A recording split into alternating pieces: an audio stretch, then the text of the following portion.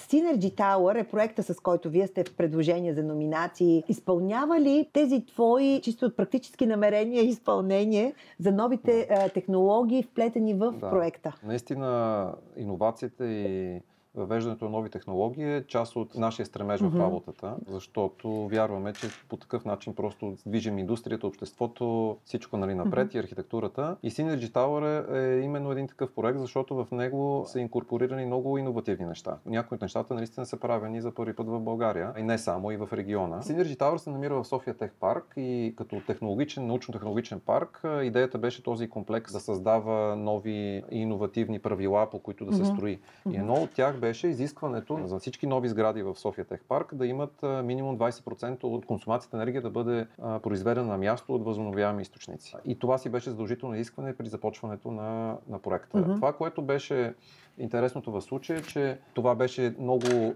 когато този инвеститор спечели търгът и започна работата по проекта, като всеки един инвеститор, започва едно такова недоволство. Защо трябва да го правим това? Ама то ще ни трябва ли, няма да ни трябва и така нататък. Но се оказа, че когато вече сградата беше готова и тогава цените на енергията скочиха многократно. Това му дойде добре вече. И тогава всъщност пък всичките гледаха този проект и казваха, ама там вижте как много умно са се сетили на времето да го направят. И това е още едно доказателство, че именно технологичните нововведения и стремеж да ги инкорпорираме в сградите архитектурата е нещо много важно, защото може към настоящия момент, първоначалния момент, когато тръгваш да правиш проект, да не е необходимо изрично да го направиш, но да се окаже, че е изключително полезно, когато сградата вече бъде готова. Какво обаче беше предизвикателството в този проект?